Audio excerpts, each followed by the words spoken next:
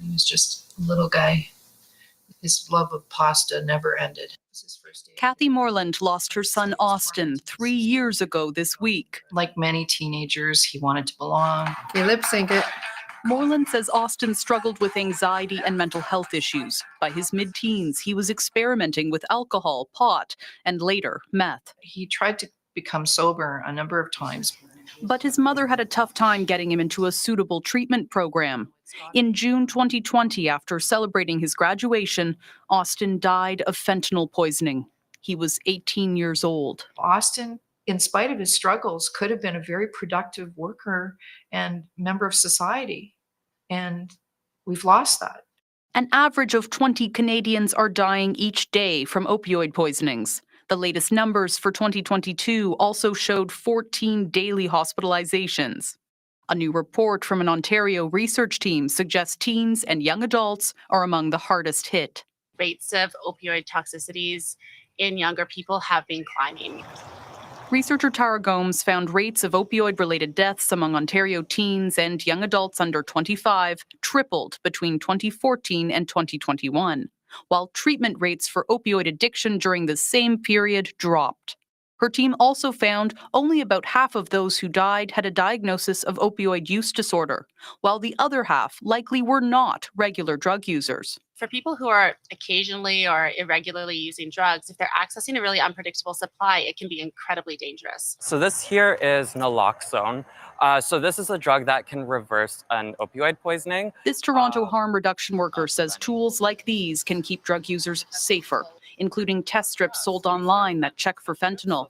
But he says the onus is also on governments and healthcare teams to get more young people access to treatment when they need it. It's because the wait lists are so long that if they're not attending, they're likely dying. Like Austin. So, Lauren, that can't possibly be the end of it. Where is the fix here? Well, there's no quick or simple answer to this. And we know our healthcare system is already struggling in so many different ways. But what we kept hearing from the people we spoke to is we need to fix this on multiple fronts. We need to get more access to harm reduction sites. We need to have more treatment centers for young people. And we need to have more mental health supports to get those wait times down so people can address the issues that might make them turn to drugs in the first place. And if we don't, we're going to see more deaths. Real warning. All right, Lauren Pelly, thank you. Thank you.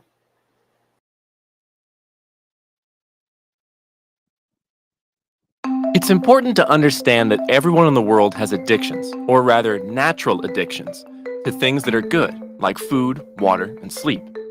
These natural addictions are important for our health and survival, and without them, we would not hunger or crave the things we need to survive. Now, we aren't exactly born with these natural addictions. Our body creates them. Let's look at an example. When you bite into an apple, your brain says, yum. Your brain recognizes that this apple is good for you. It has nutrition, vitamins, and gives your body the energy it needs to survive. Whenever the brain recognizes something that's good, it releases a chemical called dopamine. Dopamine causes you to experience pleasure. It's what makes you feel good, like when biting into an apple. The brain releases this dopamine in order to teach the body that this is healthy and good for your survival, and that it should remember to do it again. Now, there are other things we do that can release the pleasurable dopamine, like playing video games, exercising, or reading a good book. However, the amount of dopamine released during these activities is less than what's released when we eat food. The brain does this so it can recognize which is more important. So if you go 2 days without reading a book, or 2 days without eating food, your body is going to crave the food over the book. As such, your brain creates what's called a hierarchy of survival, which ranks how important each of these things is to your survival. Now, there are some things that will not cause the release of dopamine, like eating soap or punching yourself in the face. The brain knows that these things are not good and therefore does not release the pleasurable dopamine because your brain does not want you to do it again. Now, let's look at alcohol, marijuana, tobacco, and other drugs. These are all classified carcinogens, proven to cause cancer and other fatal diseases. Now, your brain should recognize that these things are harmful to your body. However, these substances have special chemical characteristics that fool the brain into releasing dopamine, oftentimes in much greater amounts than the body has ever experienced before. Because of this, the body is fooled into thinking that these things are good and important, sometimes even more important than food, water, or sleep, and consequently hijacks the #1 spot in your survival hierarchy. So now, if you go 2 days without eating or 2 days without drinking alcohol, your body will actually crave the alcohol over the food. This is an extreme case of addiction, where the person addicted believes that they will die if they don't get it. The severity of the addiction depends on where the alcohol or drug lies within your hierarchy of survival, and can increase even with casual use. Research shows that people under the age of 21 are at the highest risk of having their survival hierarchy hijacked. Why? Because their brains are still growing and developing and are hypersensitive to false shocks of dopamine caused by these harmful substances. By 21, the brain is more fully developed and mature, and the survival hierarchy becomes more permanent and less susceptible to getting hijacked. The flip side is that once you are 21, it becomes very difficult to remove these harmful substances from your survival hierarchy. Studies show that 9 out of 10 people who currently struggle with addiction started drinking, smoking, or using before the age of 21. Understanding addiction as a preventable disease can help save millions of lives. The decision to wait until 21 could mean the difference between a life enslaved by addiction or a life full of success and accomplishment. Want to learn more? Visit us at wait21.org. Good evening, everybody, and welcome to another edition of Speak Your Mind, where you, the viewer, you who are watching us from the comfort of your house or wherever it is that you find yourself in this world, can comment and speak whatever you have up here in your noggin. And today, our topic is about an issue that we have going on, not only here in Canada, but truly, unfortunately, all around the world, and that is addictions. Now, if you know somebody who is going through an addiction, who is going through a tough time, we urge you to let them know about this program, to let them know about what we have going on. I don't find myself here by myself, no, but I do have Miss Audrey, I do have Miss Lupita.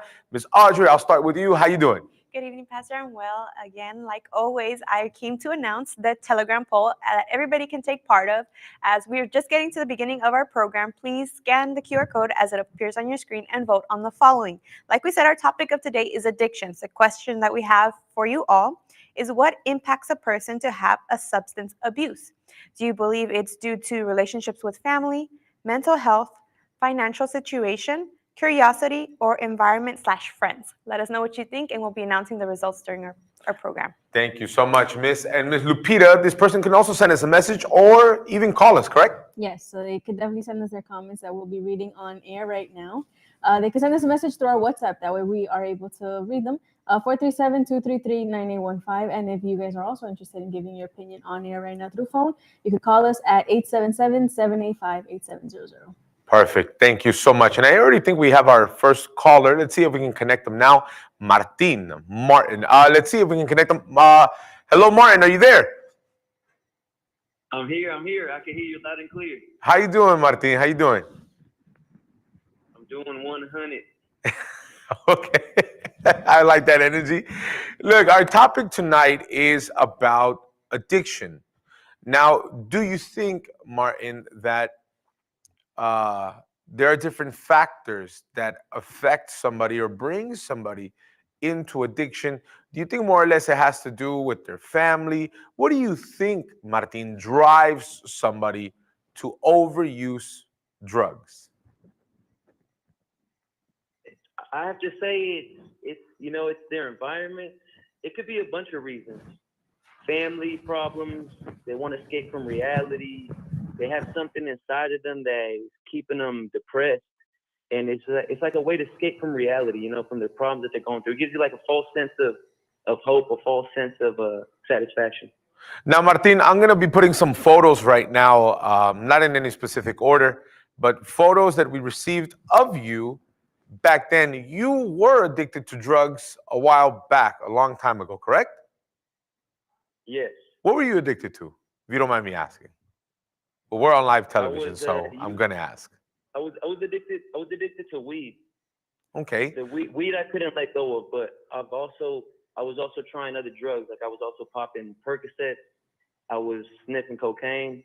I was drinking alcohol, and using weed. Now, Martin, let me ask you then, what do you think is what drove you to use drugs or to use alcohol? What drove me was my friends, because everyone around me was smoking weed and doing drugs, and it was just like, in my mind, I thought it was just the thing to do, and so I tried it, and I felt good off of it, and I started trying it more and more and more, and eventually it was just something to do. Do you know more or less, Martin, how long, months, years were you using drugs for? Yes, I started smoking when I was 11, and then I used it all the way up till like 25. Whoa. 25. You say you started with how old? 11. 11 years old. That's when I got introduced to it. Martin, anybody who thinks of an 11-year-old, thinks of a little kid, thinks of somebody addicted to their iPad, thinks of somebody who doesn't even think that far into using drugs. I know you had said before about your friends. Was it your friends that introduced you at 11 years of age? Yes, because I hung around with a lot of older people. Hung around with gangs, and that's how I got introduced to drugs. Now, I know later on in the bit you're going to tell us, I guess, what changed for you. But would you ever try to stop on your own? I have. I've tried stopping on my own, but I just couldn't. What would you do? I couldn't stop. Like I would stop for maybe a week, couple days, but then I'd get back on it. As much as you tried, you weren't able to. Yeah, I really wanted to. And I tried multiple times. It wasn't just one time thing, it was multiple times. And I tried to really hard. I tried to stay away from it and everything, but everybody just kept blowing up my phone saying they wanted me to go smoke with them and everything, and it was in my face. And I tried so hard to, but I just couldn't resist. So then after, right, I'm guessing you were invited, you started participating in the meetings that we have here in our help center. What did you start doing differently after you started participating in the meetings here? Well, the first thing was I started cutting those people off out of my life. Even if it was people I've known, even if it was family, because I was using drugs with family, and I had to make that decision to cut them out of my life because it was only going to bring temptation to me. So it didn't matter if it was family, if it was friends I've known since childhood. I had to cut those people off because I knew I was going to fall if I hung around them because they was always around me doing it. So I cut those people off first, and then I just started believing. I started just using my faith that God was going to set me free. He was going to take away my cravings, and that's what I did. Now, Martin, a couple years have passed. Are you still using drugs? Did you fall back? Did you go back into it after a couple weeks, a couple days? Who are you now? I'm completely free from that drug addiction. When I look at drugs now, it disgusts me, and I do not want to. I have no cravings at all to go back at all. I have no desire. No desire for weed, for Percocets, for alcohol, nothing. So from the age of 11 to 25, that's 14 years. For 14 years, you were addicted to drugs. Do you think somebody with less years or maybe with more years of drug abuse or drug addiction, you think they can be set free also? Definitely, definitely. I encourage anyone that's trying to get off drugs to come and participate in one of these services, these events, because you will truly be set free. Martin, thank you so much for speaking your mind, for letting us know a little bit about your story. Have a good night, okay? God bless you too. Take care. 877-785-8700. Like you heard from the mouth of Martin, as we were showing his images, one of the things that he said, one of the reasons being, was his family. And he even had friends, but also family members who he would do drugs with. But he started cutting them off. We're going to watch another video right now. In a little bit, we're going to answer some more phone calls. We're going to read comments with Ms. Audrey, Ms. Lupita. But I want you to pay attention to this following video, and we'll be right back.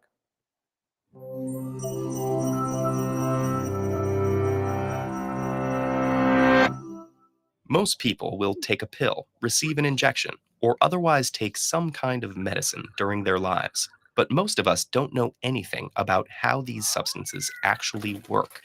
How can various compounds impact the way we physically feel, think, and even behave? For the most part, this depends on how a drug alters the communication between cells in the brain. There are a number of different ways that can happen. But before it gets into the brain, any drug must first reach the bloodstream on a journey that can take anywhere from seconds to hours, depending on factors like how it's administered. The slowest method is to take a drug orally, because it must be absorbed by our digestive system before it takes effect.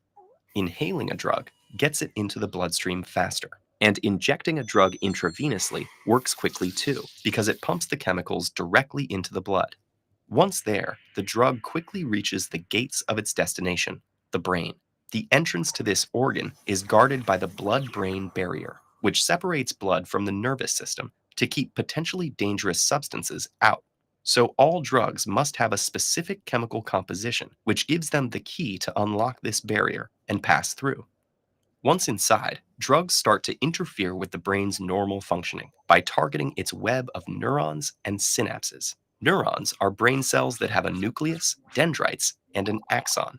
Synapses are structures placed along the dendrites or the axon, which allow the exchange of electrochemical signals between neurons. Those signals take the form of chemicals called neurotransmitters. Each neurotransmitter plays different roles in regulating our behaviors, emotions, and cognition, but they all work in one of two ways. They can either inhibit the receiving neuron, limiting its activity, or excite it, creating a new electrochemical signal that spreads throughout the network. Any leftover neurotransmitter usually gets degraded or reabsorbed into the transmitting neuron. A drug's effectiveness stems from its ability to manipulate these synaptic transmissions at different phases of the process. That results in an increase or a decrease in the amount of neurotransmitters being spread. For instance, common antidepressants, like SSRIs, stop the reabsorption of serotonin, a neurotransmitter that modulates our moods. This effectively pushes more of it into the neural network. Meanwhile, painkillers, like morphine, raise levels of serotonin and noradrenaline, which regulate energy, arousal, alertness, and pleasure. Those same neurotransmitters also affect endorphin receptors, reducing pain perception. And tranquilizers work by increasing the production of GABA to inhibit neural activity, putting the person in a relaxed or sedated state. What about illegal or illicit drugs? These have powerful impacts on the brain that we're still trying to understand. Crystal meth, an amphetamine, induces a long-lasting release of dopamine, a neurotransmitter linked with the perception of reward and pleasure. It also activates noradrenaline receptors, which increases the heart rate, dilates pupils, and triggers the body's fight or flight response. Cocaine blocks the reuptake of dopamine and serotonin, pushing more into the network where they boost energy, create feelings of euphoria, and suppress appetites. And hallucinogenic drugs have some of the most puzzling effects. Substances like LSD, mescaline, and DMT all block the release of serotonin, which regulates mood and impulsivity. They also have an impact on the neural circuits involved in perception, learning, and behavioral regulation, which may explain why these drugs have such powerful impacts. Even if some of these effects sound exciting, there are reasons why some of these drugs are highly controlled and often illegal. Drugs have the power to alter the brain's chemistry, and repeated use can permanently rewire the neural networks that support our ability to think, make decisions, learn, and remember things. There's a lot we still don't know about drugs and their effects, both the good and the bad. But those we do know about are the ones we've studied closely and turned into effective medicines. As our knowledge grows about drugs and the brain, the possibilities will also increase for treating the many medical problems that puzzle researchers today.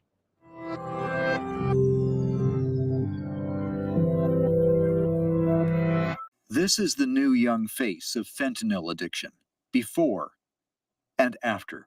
22-year-old Katie Mather, forehead and chin clawed open by her own fingernails because the use of fentanyl makes her skin crawl. I spot her on the Strip, Surrey's infamous drug hangout, and ask if she'll talk to me. She puts cover-up on her raw skin. So I'm literally just did my mascara and I'm good to go. Katie settles in to tell her story. There you go. Perfect. How she ended up living on the street 3 months ago, addicted to fentanyl. Well, I've been using, it's actually funny. Well, not funny, it's terrible. I have a really addictive personality. I've always been like addicted to something, whether it was shopping or Facebook or whatever. And I did an Oxy. I got addicted right away. And then I found a regular dealer and I started picking up all the time. I remember the day the fentanyl came out and my dealer said, you know, I've got these new pills. They're fake oxys. He didn't tell me they were fentanyl because nobody knew what fentanyl was yet. He just said they're 100 times stronger and they're only $5 more. And I was just like, okay, because I was getting a pretty high tolerance at this point. Oxys, OxyContin, led to fake 80s, fentanyl posing as OxyContin. Immediately, Katie wanted nothing else. I could buy one of these fake 80s, put them into 4 lines, and 2 lines would last me a full day. That's how strong it was. And if I did a full pill, I would OD. Katie says she's overdosed 11 times, most recently a few days ago, brought back by paramedics or friends on the Strip who have naloxone, the powerful opioid antidote. Every time I do dope, I know I'm taking a risk. I know that I might die, but like it doesn't matter how many times I've OD'd, I still use the next day because the withdrawals are so bad. Katie has been in the news before. She and her sister attacked by a Rottweiler cross back in December. Katie was badly hurt and spent time in hospital. She says that cemented her addiction to fentanyl. As she talks, blood starts to seep through her makeup. Katie, you're 22. Why would you risk this? Well, at first it was just fun, right? It was just for fun. It was just a party drug that, and there's been some things that I've gone through and it helped with a lot of pain. And especially after, that dog attack, I just couldn't stop, I ask Katie if she worries about herself and her future. Sometimes. I don't know. I just like to take things one day at a time, right? I'll kind of just go with it and hopefully, hope for the best.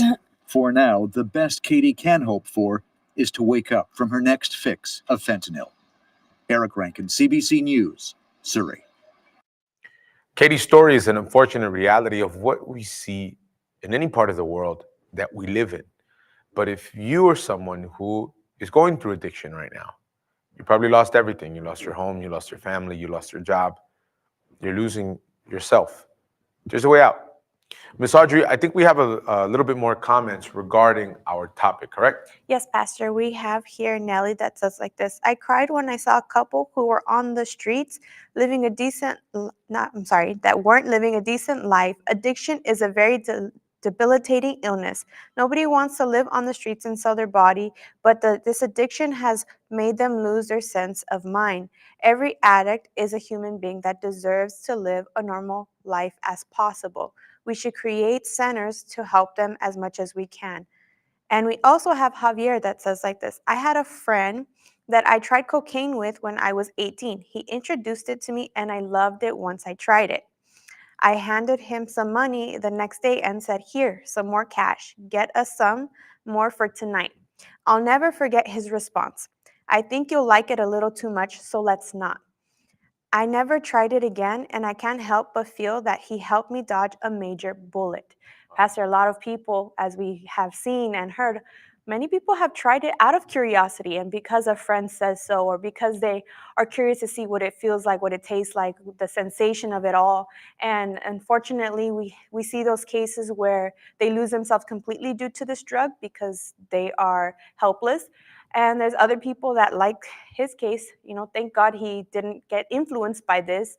After trying it only once, it can, be serious to someone that is struggling with addiction. And you can even have friends who, Lupita, they kind of even change their minds, last second. And, I commend that friend that at last minute was like, well, you know what? I think if we go down this route, I think it's going to be a big problem. Ms. Lupita, do we have any more comments? Yeah, we have Tawny here that says, every drug makes the brain function differently. There's a change in your brain that makes it hard for drug users, harder for them to stop. Some people get addicted from psychological reasons, mental reasons, and your home environment. Symptoms of being addicted is you feel the need to do drugs every day, even if you don't have the money or time to. And we have Hillary that says, if you don't want drug addiction problems, just simply don't do drugs in the first place. If you do get into drugs, just remember, every time you feel good, you will twice as bad when you stop using it. So we have these people that leave those comments. What was her name? Hillary? Thanks, Hillary. If I don't want drug addiction, don't do drugs. What a very mesmerizing, very revolutionary thing to say. Fortunately, there are people who aren't that strong, Miss Hillary. When we find them, we'll point them to you since you have all the answers. And I think we have another phone call now. Let's see if we can connect them in this moment. I think we have Madeline. Miss Madeline, can you hear me? Yes, hello. How you doing, Miss Madeline? I'm doing good. How are you, sir? Good, good, good. Miss Madeline, we're asking everybody the following question about addictions. Do you think an addiction is something that's more given because of a problem in the family? It's something that happens out of curiosity, something that happens just because of the friends that you're with? What do you think, or what's your mind at when it comes to how addiction can happen? To be honest, I think it's a little bit of everything, because everyone's different. Everyone goes through different problems, different situations. So it all depends, right? To be honest, I was actually addicted to drugs. So, but in my case, it was because of family problems and because of some mental problems I had. With So depression, we're showing some images now on the screen. I think one is of you in the club, another one is you with some smoke coming at your nose. You said it mostly had to do with your family. You had problems and you had your own problems also going on. Yeah, exactly. Well, the thing is, I grew up without a father. So it was really tough on me. It brought a lot of loneliness, a lot of hatred, a lot of anger.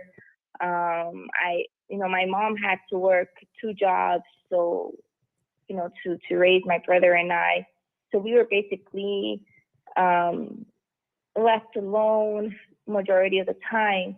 So I felt like no one loved me, no one cared for me, the black sheep of the family, until I got up. I think it was in high school. I got to high school, met some friends. They introduced me to drugs. I felt like they were, quote, parentheses, family. They introduced me to the drugs, and then I got addicted to it, unfortunately. Now, how many years? Like How many years would you say, Miss Maddie, you were addicted to drugs in total? I could say, let me see, I think it was about 4 to 5 years. 4 to 5 years going out, hanging out with those friends, addicted to drugs. How did you feel inside? I know when somebody smokes weed, when somebody drinks, one is around the friends, one has a certain sensation. But truly inside, Miss Maddie, how'd you feel? No, I felt empty. I felt worse, worse than even before. Because, like you said, in the moment, that someone is high, someone is drunk, they might feel like they're on cloud nine, right? Yeah. But after all of the effects wear off, it seems like all of the problems were still there. It just made things worse because it just made me have more problems with my family, more problems with my mother. Then it would just, the thoughts would come to my head like, oh, why did I do it? Why can't I just stop?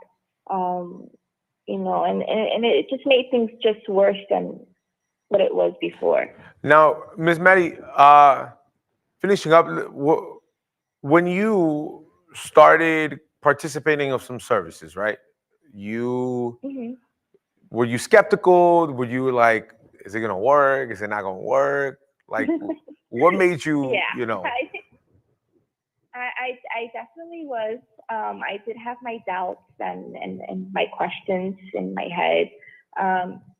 I to be honest, I thought I was a lost case. I didn't think that coming to church or come to the services will help me with my situation. Because I was always told growing up that I was a failure, that I wasn't good for nothing.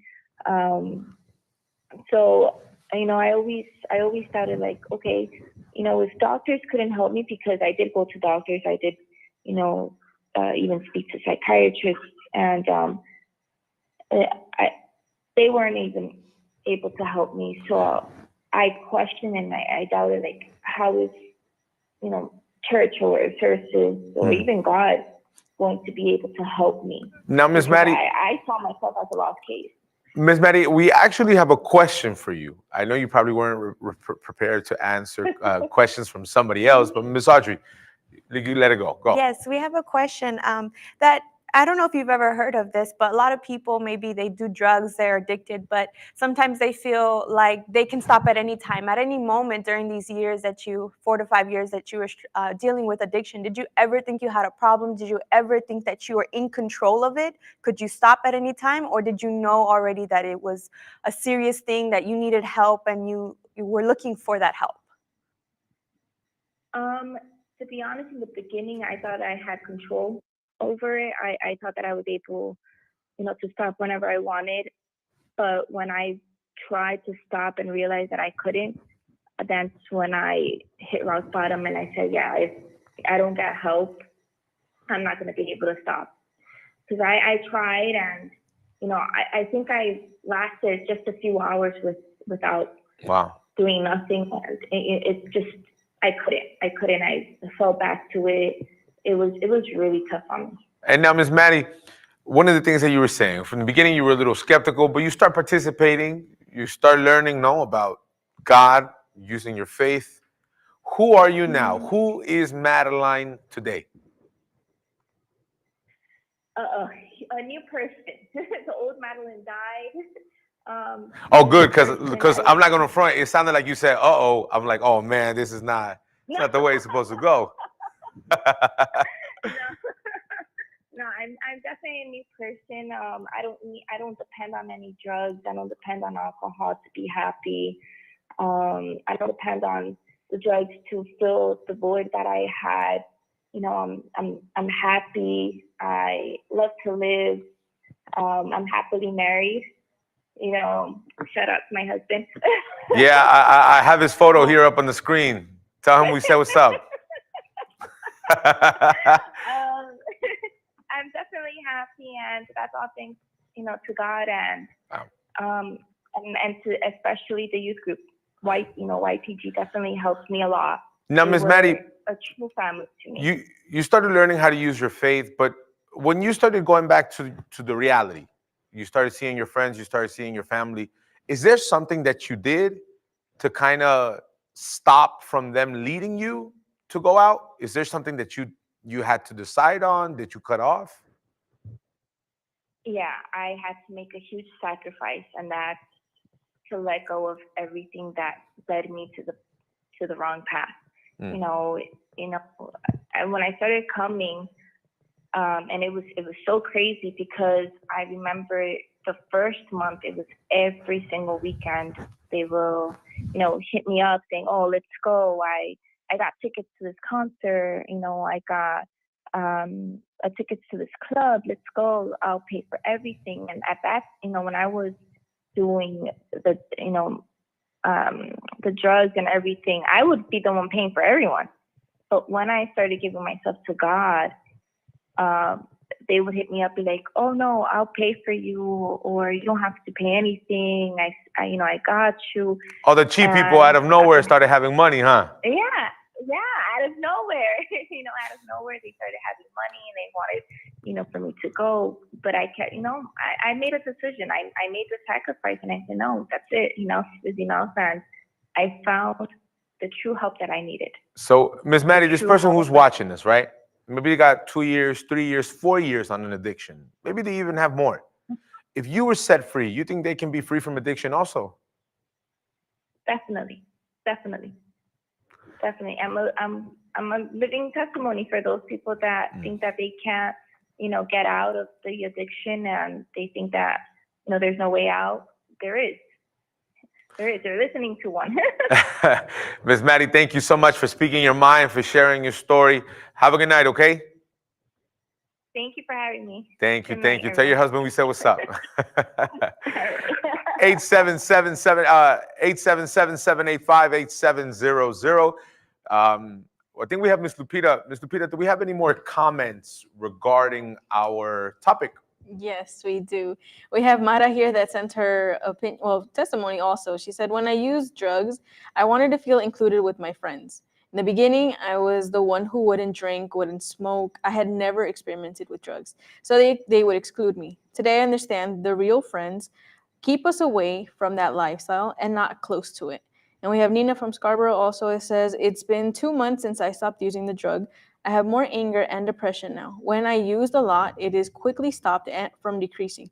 I have a heart beta when I have tension. I did not receive any treatment with the help of a doctor. Sometimes I'm scared to death. I'm desperate to get help, get back to normal.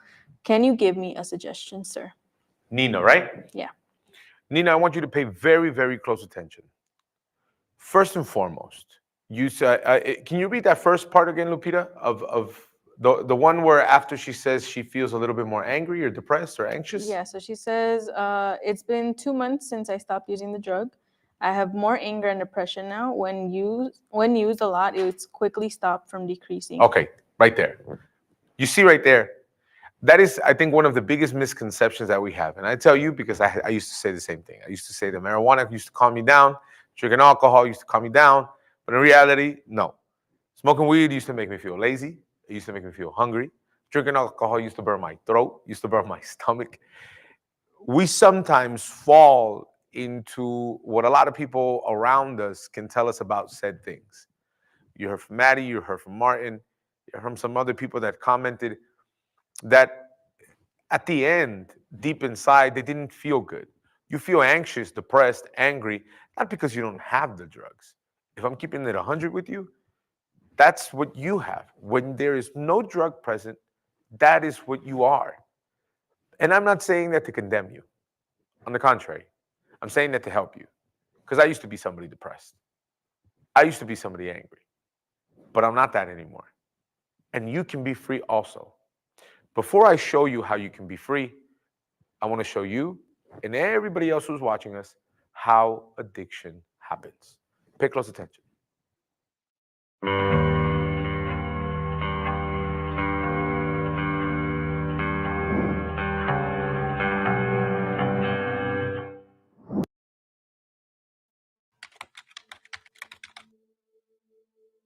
To understand how addiction starts, to understand how to prevent it from happening. While each addiction situation is different, there are generally 3 ingredients. First, teens have a lot to cope with. Many teenagers are trying to figure out, who am I? What is my identity? And there is stress. When teens were asked, they said the number one reason they used drugs was to deal with the pressures and stress of school.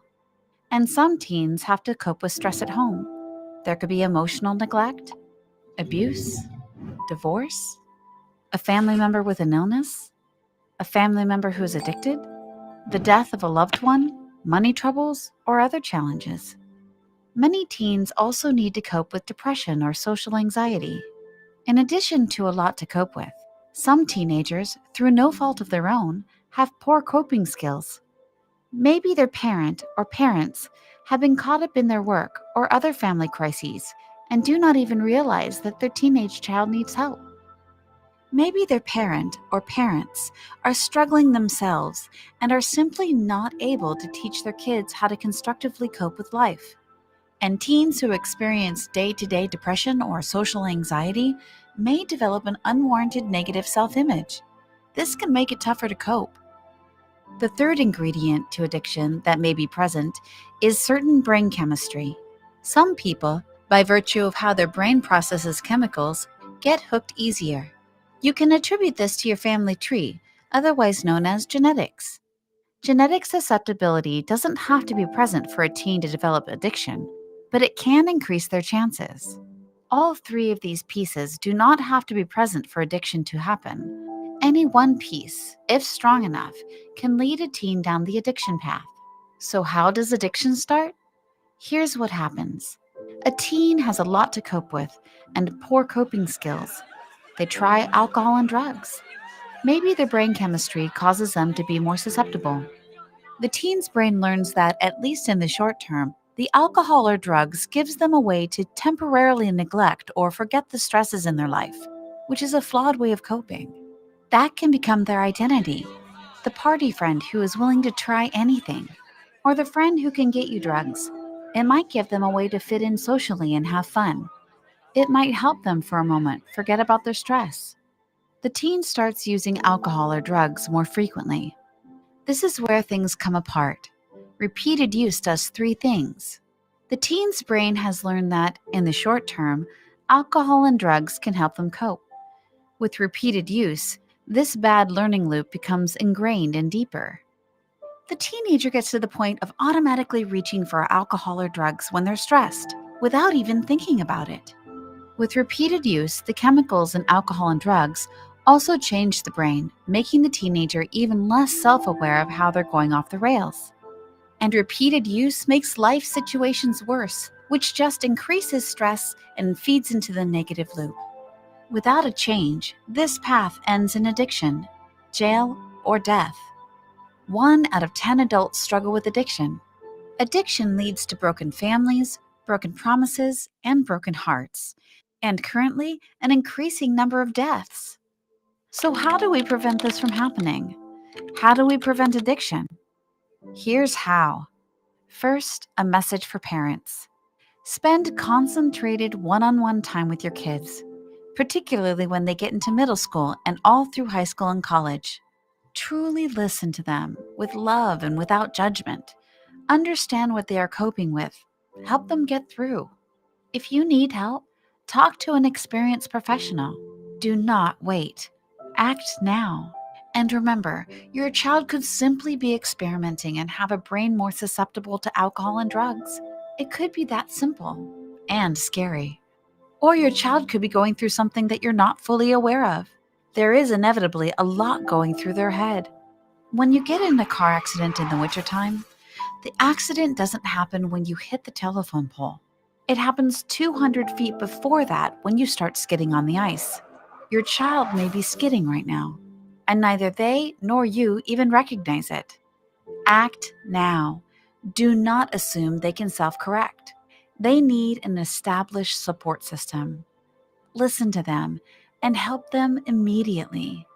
Now, a message for teenagers. You are not alone. It may feel that way. Who else could be going through this or having these thoughts? But whatever you're experiencing, many others have experienced this too, and they've come out happy on the other end. Do not take on the identity of the party friend. It will kill you. You can find an identity without drug and alcohol dependency. Your true identity, a better identity. Finally, be open to receiving help from your family, a friend, or from a professional, wherever it comes from. When your body has an illness, you see a doctor. When your body has an injury, you see a physical therapist. But what about your brain? When you're on a bad path, a therapist can help you get on the positive one.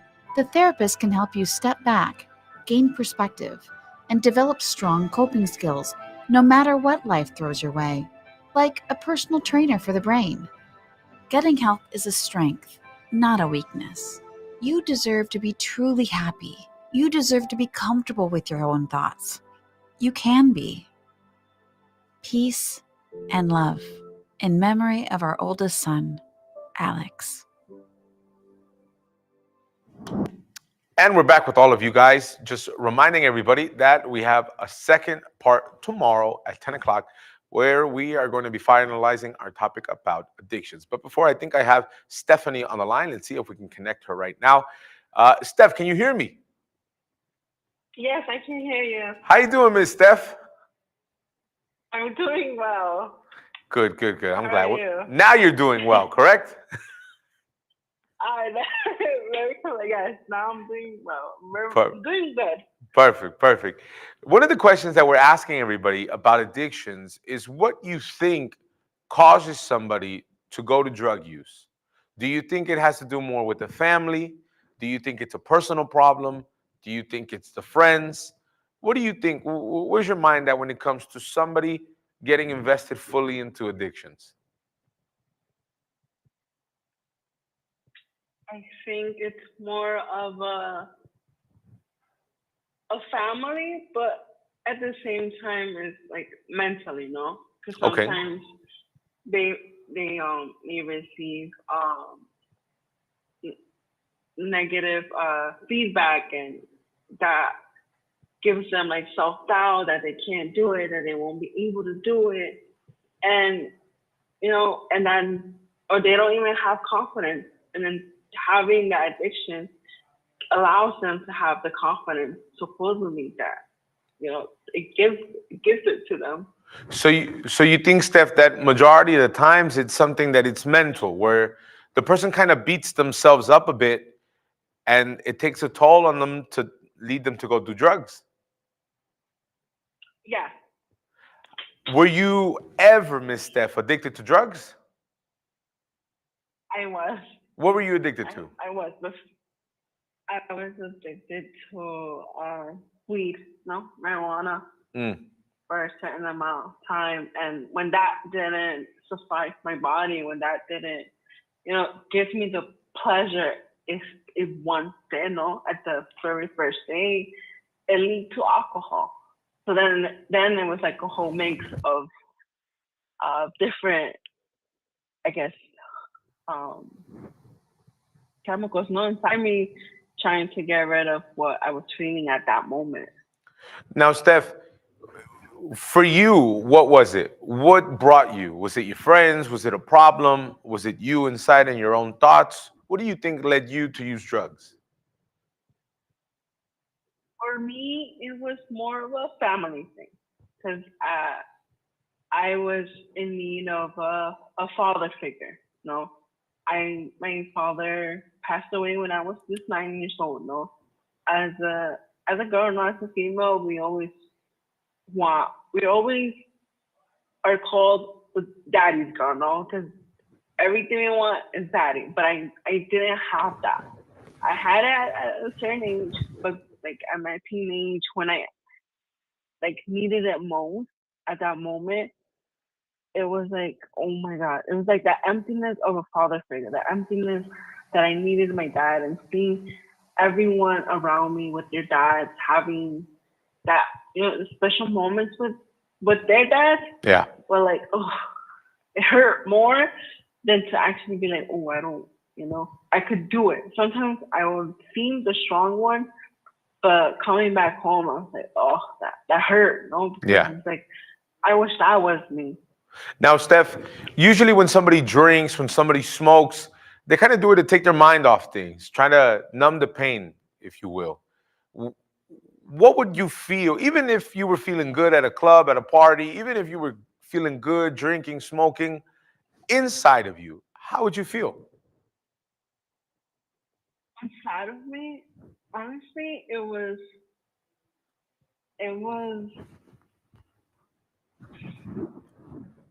more like isolated. It didn't. I still, on the outside, it looked like I was happy. No, I was having fun. I was with my friends. I was with people. But inside of me, I was still sad. I was still lonely. I was still like I just wanted to be isolated. But still, I was, I guess, fronting that I was happy. Yeah. Just because my face, like I was smiling and I was laughing, but then deep inside of me, I just wanted to cry. But you were friends, you were family. Yeah. Why are you crying if you're having a good time? But now, Steph, I will come home after all of that. Yeah. You start participating in the service. You start being a bit, sincere. You start putting of your part. You start learning about the faith, so on and so forth. How did you start noticing that change inside of you? I started noticing that change when I didn't really, my body didn't need it no more. Like my body would reject it. I would have friends and they're like, hey, Steph, let's go out. Like, pull up here. Let's come here. Come through. And inside of me, it's like, oh, I didn't have that desire no more. Like, little by little, I was like, that's not fun no more. Like, that's not. You were like, that's corny. Yeah. That's not me no more. And so weird. No, yeah, I get you. And so, Steph, who are you now? Who's the Stephanie of today? The Stephanie of today is compassionate. It's happy, physically, as humans, we get tired. Yeah. But Stephanie now, it's very happy, has peace. She doesn't argue the aggressiveness that she would have, the extreme. It's not out no more. It doesn't come out. She's very calm. She pushes, make it, have peace between whatever situation she confronts. So she doesn't have this mad phase 24/7. Now, Steph, after a couple of years, you're set free. Let's say somebody's watching us right now and they're addicted. Do you think that they can be set free from addictions also? Yeah, I do agree. I agree that they can be set free from everything they're going through. Because one day I was in their position. I didn't think I was going to be where I'm at today. Yeah. But if you're sincere and you really say, hey, I'm tired of all of this and I want a new change. I want peace, and you're for real about it. Go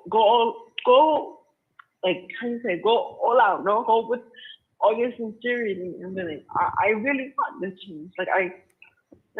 And the more stress you put into it, the more the more I can't think of the word, but you go full effect and you be like, I'm in it, 100%. Then so you go more forward than what you think you would have gone forward. Steph, spoken like a true warrior. Definitely.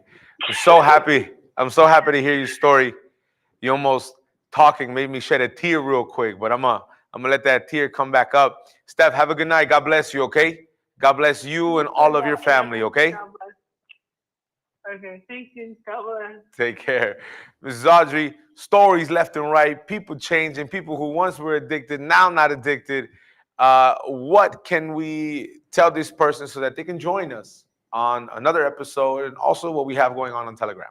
Yes, Pastor. So like we've said that tomorrow it's going to continue. We're still going to be talking about this topic, addictions, because we have so many people that want to share their stories and want to be able to be that voice, that testimonial for someone else that is going through this problem. Maybe you have a relative that is going through a situation with drugs, addiction, and you want to help them and you are looking for some help.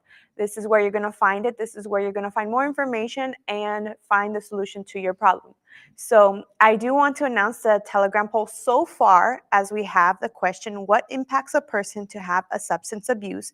We have 16% of people that say relationship with family, 28% of people that say mental health, 7% of people financial situation, 14% say curiosity, and the majority for now, 35%, environmental and friends. So stay tuned because we'll be concluding the poll tomorrow during our program. And Lupita, this person can send us a message. They can call us. They can even leave us a voice message to our WhatsApp, correct? Yes, they can definitely leave us a voice message to our WhatsApp, which appears right there, 437-233-9815. And tomorrow in the next program, part 2 of our program, we'll be reading them out loud. How long do you think, Lupita, till you memorize the phone number? Ballpark. Give me a guesstimate. Hopefully by Monday. Hopefully by Monday, because I see your eyes go up and down, up and down. I got the other one done. Thank you, girls. And if you're watching this right now, one of the things that I can say when it comes to a topic like this, I can't speak for everybody. One of the things I can speak about is me. I started smoking weed. I started drinking because of the people I hung out with. Not proud to say, I'm not saying they were bad people either. I just think we were in a bad place at a bad time. I just think we were doing and taking bad decisions. Decisions that we didn't know had so much repercussions.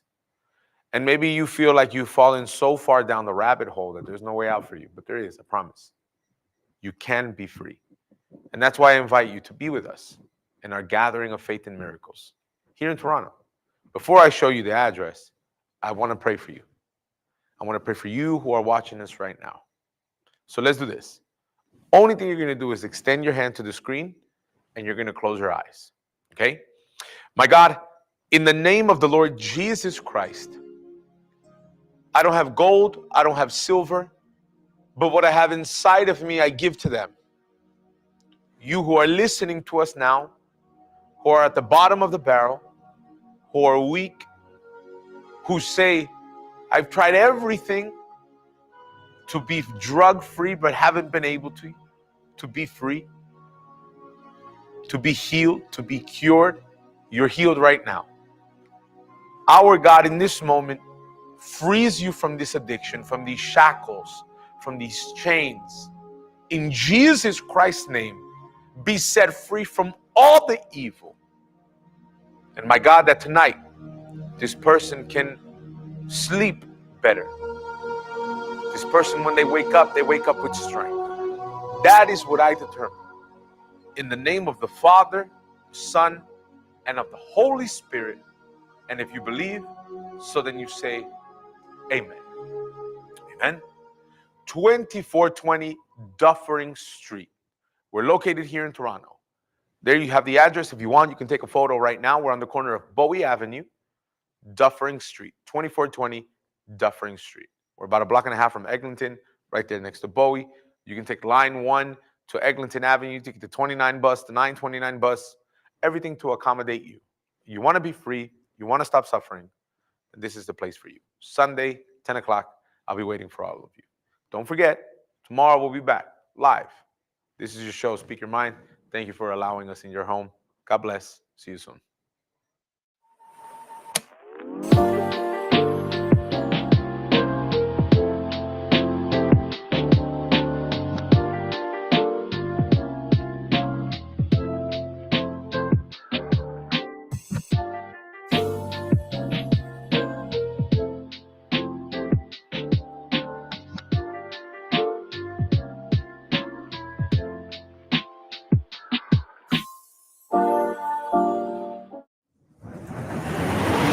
Sunday of the Seven Prayers. In the gathering of faith and miracles, bringing restoration to health, prayer for your deliverance, to your love life, to your family, your financial life, for inner peace, and a real and true encounter with God. There are 7 prayers that will impact your life and destroy all your troubles, bringing new life in every way. Sunday of the Gathering of Faith and Miracles. Sunday at 10 a.m.